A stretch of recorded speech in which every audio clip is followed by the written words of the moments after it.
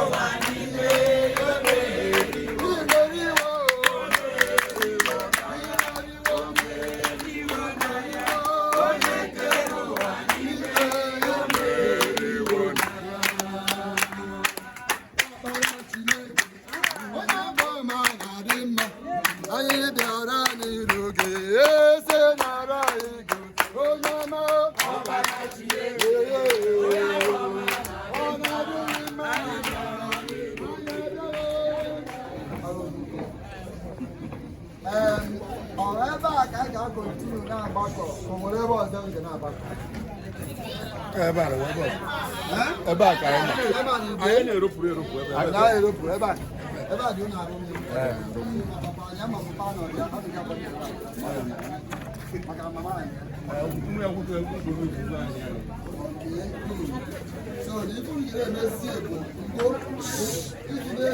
very well with the family. It was a day to remember, a day to reflect, and a day to give thanks.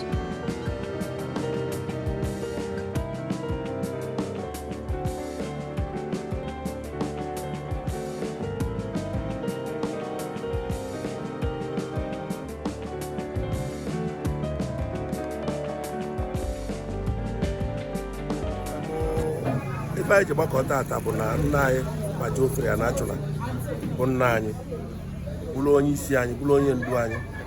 Ọ na biya anụwa ka ndị St. Philip Zone na-agbakọ ebe a ka anyị na-agbakọ ma children ministry anyị ma evangelism anyị niile, ozi niile ndị St. Philip na-eje dịka ndị ụka bụ na be nna anyị Anachunam anyị na-agbakọ.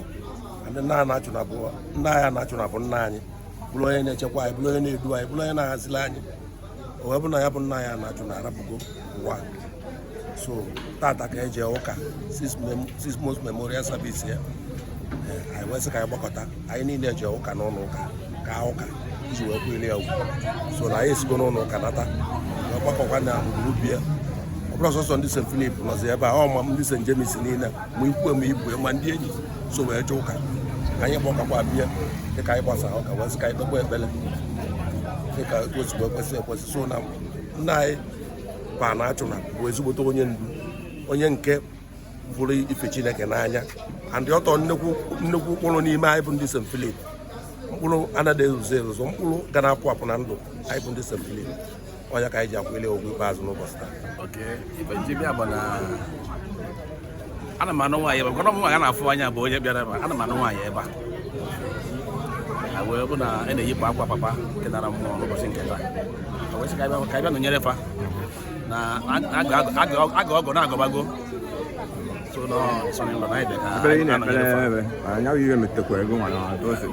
ekpere anyị na-ekpe bụ na Chineke kere eluigwe ka ụwa o mechara ife niile ọ ga-eme, maka na 6 months agafe ife a ewere yipụ akwa ya na o nwere onye ọkọkọ, o nwere onye yara arụ, mama arụzi onye ọbụla ike wee bụla ihe inye Chineke ekene n'ụbọchị nke taa. N'aka mmadụ na-ezu gbakọ ndị enyi, ndị ọgọ, ndị ikwu, ndị ibe ji wee nọrọ ebe a taa wee sọrọ wee na-enwere aṅụrị nọ ifeọma meela anyị. In Igbo tradition, the end of mourning is more than closure. It is a rite of gratitude, both to God and to the departed, for a life lived without regrets.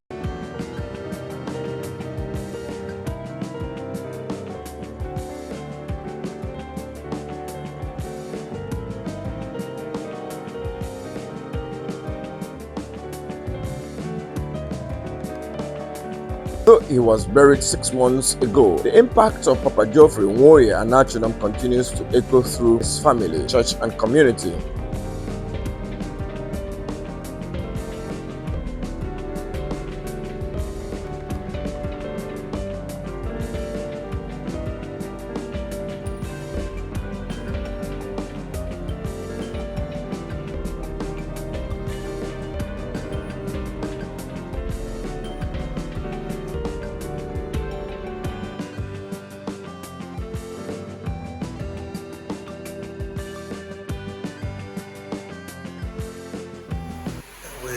We're grateful to God that within this period we saw the grace and the glory of God, that everything went well, and we are entirely grateful to God. You have a special message for starting from the venerable and all the loved ones that have joined you to finally communicate with people and to say final farewell to Papa today. Well, I for one cannot really say final farewell to him because I believe my father lives on. Yes. His legacies all over the place. His way of life is not something the way that he can really not do without. So therefore, he lives on. He's alive as well. So he may not be here physically, but spiritually, he's alive. And so it's something that it's a thing of joy for us.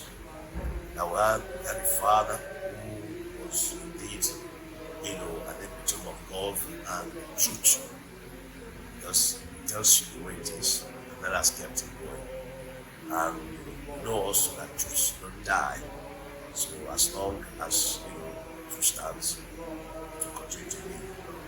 So I'm grateful having him, to God within to us as Father. I have an opportunity again to choose my father. My earthly father, I will choose him again. But indeed, I did not choose him as a father. God chose him. And it's God who knows, and of course, he knew the best. So I'm grateful. And I won't forget his memories, his life, and everything about him. I will not feel so now. And like you said in church, it's like the family is still contemplating on a way of materially immortalizing him. I think that is still in the pipeline. Or you have anything yet? Yeah. By the grace of God, yes, we are looking at that.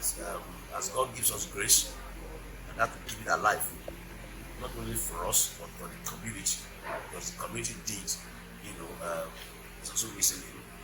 He was a man, as a man, of the people. So, and I can see what happened here, today. And beginning from Thursday, when it was actually 6 months, people don't want to let go. In fact, his group in church, they call them Philip zone. They have various, groups in church which belongs to the Philip group. And those people, they hold their meetings here every month. And they have said they are going to continue to hold their meetings. So I've told them we're going to support that. And just the road I was playing in that meeting while it was alive, we're going to come down road, we're going to be that road. Okay? So if there are other things that we need to do, yes, we will do that. And I'm sure God's name will be done. Yeah, well, I also want to use the opportunity to thank everyone, those who were able to come. Thank them for the solidarity. Thank the family members. Thank my immediate family, my wife, children, and my siblings who gave us all the support. Everyone is part and parcel of it. In fact, what happened on Thursday in this was also very awesome. Very colorful. My wife was part and parcel of all that, and thank God for her. Thank God for her life, thank God for her support, because she's indeed Papa's favorite. So everything that concerns Papa, she's quite so with the Lord. And there's one thing like the vicar, the Reverend prayed concerning this family, that God said the covenant of life in this home, this family, will continue. So everyone that is connected will live from it, long life.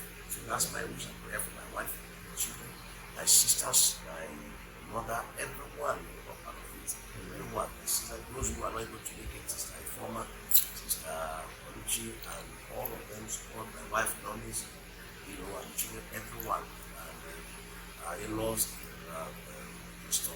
Nelson, everybody. I thank God, everyone who came, and my in-laws also came in today, thank God, and all our in-laws, this one came from our in-laws, they also came, so give praise to God, and I thank all of them, and I thank God most especially because everything went well. Who came, it's like they came, saw, they conquered, and everybody, went on victorious. So give glory to God, pray for joining messages for everyone. We are indeed very grateful for everyone's support. No support is little. Everyone's support is acknowledged. Thank you very much. God bless everyone.